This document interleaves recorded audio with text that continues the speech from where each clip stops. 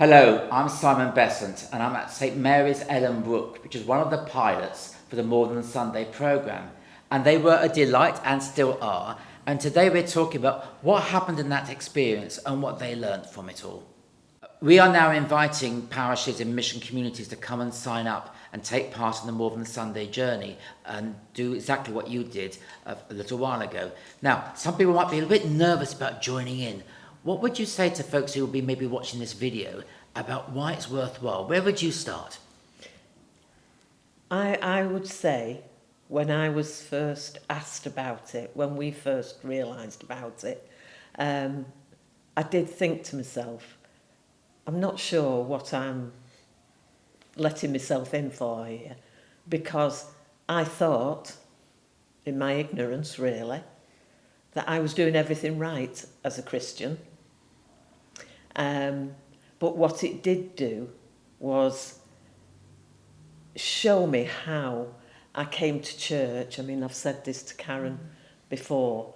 I came to church on a Sunday morning and we had the service and we had tea and coffees after service, and off I went and I made my bacon butty at home and I got on with my life, and that was my church bit done. We did other things as well through the week. I'm not saying I didn't do anything at all. And I did all my same prayers. But then doing this course, I thought, yeah, I'm not living my faith. I am perhaps, it sounds wrong to say playing at living my faith. Does that sound silly? No.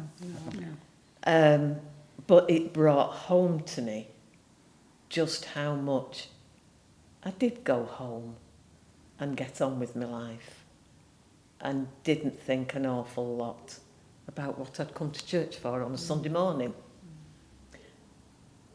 And I think that's what this course has done to me. I go out now and I can be sat in my car at traffic lights and somebody draws up at the side of me, and I have a little chat with God about that person at the side of me. Yes. I can walk past a shop, anything at all. And one thing I have said more, I'm sorry, but one thing I have said more since this course is God bless you. Yeah. Sheila, if someone was feeling nervous about joining in this course, were you nervous when you first started? Well, yes, definitely. I was worried. First of all, would I have the time for 7 Saturday mornings? Because it sounds a bit selfish, that, but Saturday mornings are quite busy. Lots of things to do. Have I got enough time to spare 7 Saturday mornings and not knowing what you're going into? And to be honest, I thought, I'll give the first one a go, and then I'll have to speak to Simon if I'm not fitting in, or if I'm, not good enough or something like that about it. But honestly, please, we all felt the same, didn't we? We were all nervous, but once you're there, ours was a bit different because it was on Zoom.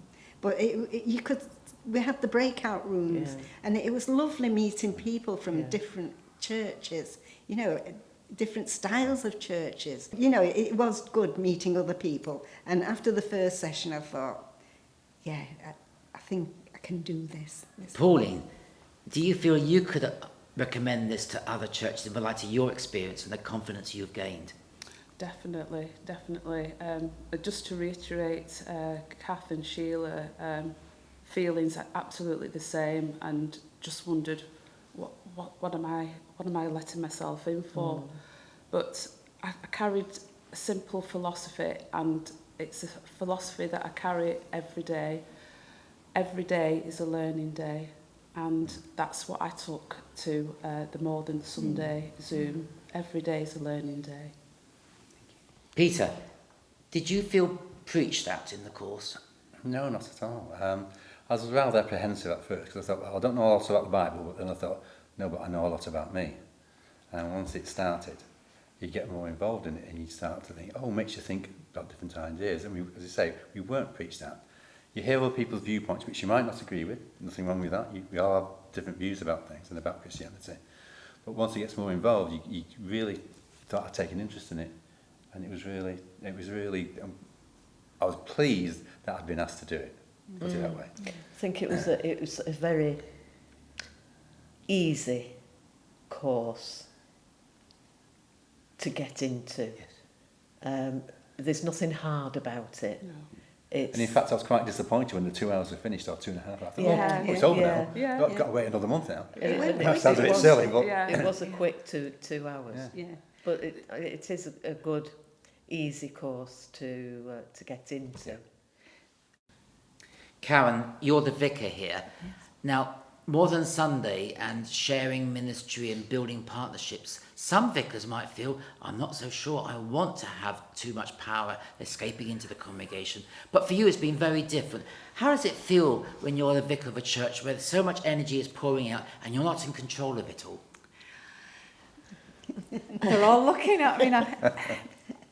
I think because I was at the same starting point, didn't know what to expect. So we had to have a lot of faith and a lot of trust that this programme would deliver what it said, as it were. Because I am already, and I'm in the very fortunate position, as in many churches, where we've got a very active congregation, it eased its way in. It wasn't too difficult. There have been things for me to learn. Delegation, how do we delegate well? And I think probably most congregations might say that about the vicar. We're not great at it. And it's that combination of being mindful that your congregation are very busy anyway, and so can I ask them to take yet something else on? But at the end of it now, I cannot recommend this enough. Everywhere I go, more than Sunday, this will help. This will change the nature of your church. And I think the beauty of it is, whatever your tradition, whatever your church tradition, this is doable, and it will adapt to your own ministry. So, what's that? Taste it and see. I would say there's absolutely nothing to fear. I think there's 2 strands. One is about developing more collaborative ministry. And I don't think I've heard any minister say, I want to do all this by myself. I wish nobody did anything. It's actually usually the other way. How can I encourage and promote people's ministries? And that's exactly what has happened. That sense of with the Bible study groups now, I used to go to all of them. We now have leaders, who've been raised up, so they've got their own ministry within each of the groups. Collaborative ministry at its finest, and in the midst of that, people's personal faith confidence has grown and enriched. I've not had to sell this. I've not had to promote it. What I've said to people who are thinking about it is, don't ask me, because I just think it's the most wonderful thing ever. Ask the people who've been involved, and they've come to you, haven't they? Yeah, can I just say... So a further group of people. I think traditionally people used to say, it's the vicar's job, let the vicar gets on with it. But it's our church, we want to be we want to be involved in it, Yes. we want to be part of it. Yeah. I mean, and we feel, the need to be part of it. So, more than Sunday, has it been worthwhile? Yes. Yes, Oh, yes. definitely. Absolutely. Absolutely. Thank you. You're welcome. Thank you.